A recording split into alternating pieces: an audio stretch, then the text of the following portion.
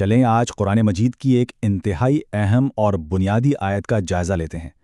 ہم روزانہ اسے کئی بار پڑھتے ہیں، لیکن اس کی گہرائی پر شاید ہی کبھی غور کرتے ہوں۔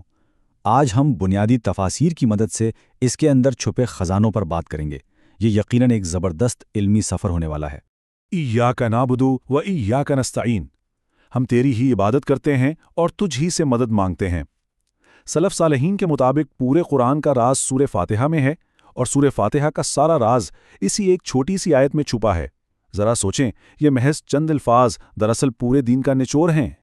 اس جائزے میں ہم جن موضوعات پر بات کریں گے ان میں اختصاص کی طاقت، عبادت کی حقیقی روح، توحید کے 3 ستون، طبعی اور مافق الفطرت مدد کے درمیان فرق، اور آخر میں یہ حتمی روحانی عہد شامل ہیں۔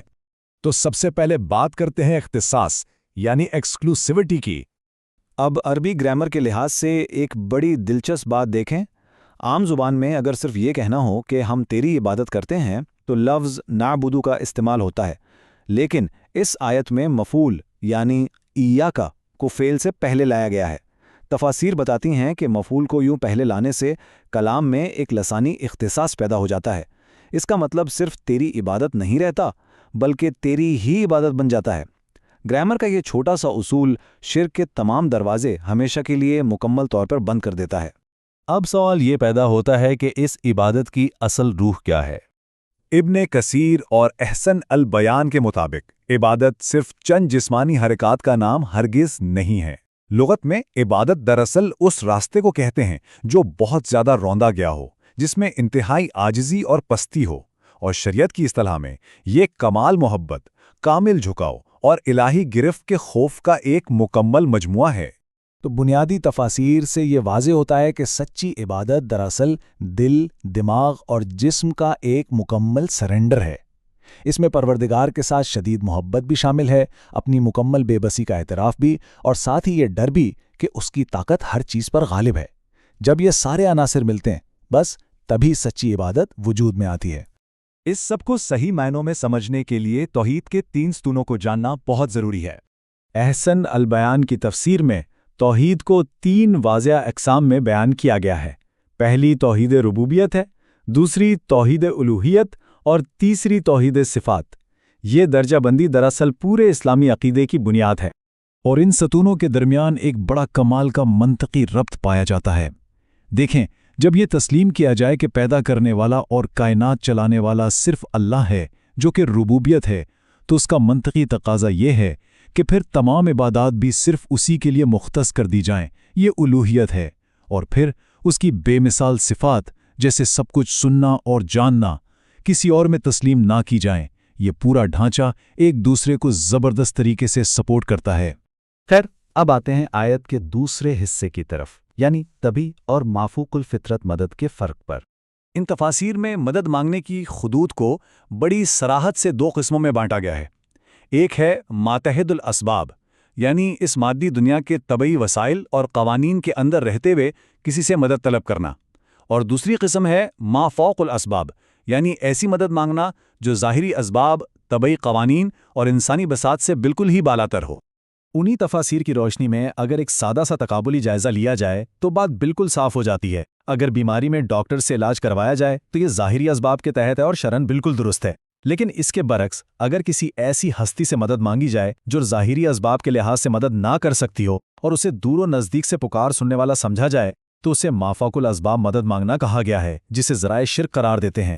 تو تفاسیر نے اس بنیادی فرق کو بالکل غیر جانبدارانہ اور واضح انداز میں سمجھایا ہے۔ البتہ یہ بھی واضح رہنا چاہیے کہ ظاہری اور طبعی اسباب میں انسانوں کا آپس میں تعاون کرنا بالکل بھی ممنوع نہیں ہے، جیسا کہ خود قرآن نیکی اور تقوی کے کاموں میں ایک دوسرے کی مدد کرنے کا حکم دیتا ہے۔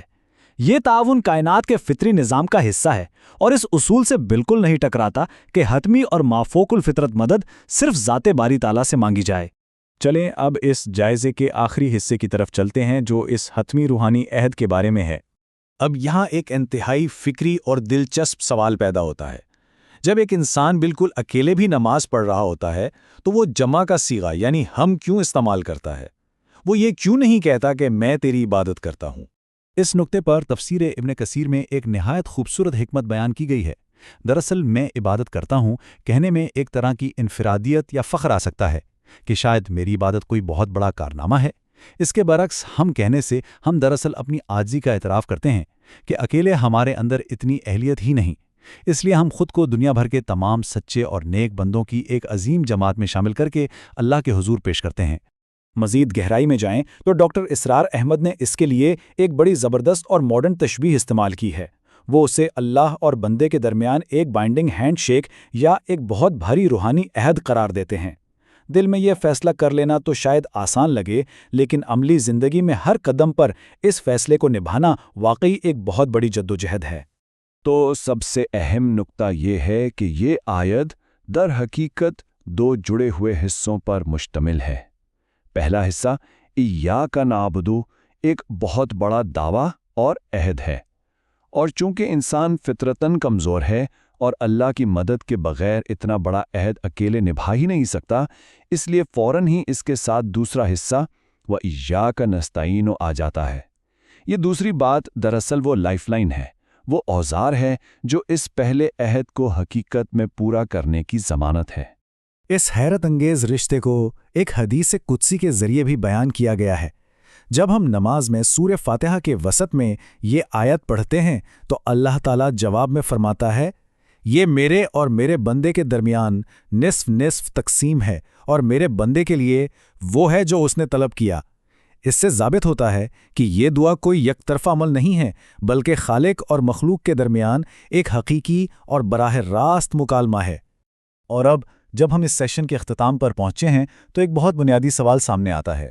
دن میں درجنوں بار ہر نماز کی ہر رکعت میں یہ عظیم و شان اقرار زبان سے ادا کیا جاتا ہے، لیکن کیا عملی زندگی کی حقیقت میں بھی تمام تر امیدیں، تمام تر خوف اور ہر مشکل میں مدد کی حتمی طلب واقعی صرف اور صرف اسی ایک ذات سے وابستہ ہے؟ اس ایک آیت کے سائے میں اپنے روزمرہ کے اعمال کا جائزہ لینا یقیناً ہمارے لیے ایک نئے روحانی سفر کا آغاز بن سکتا ہے۔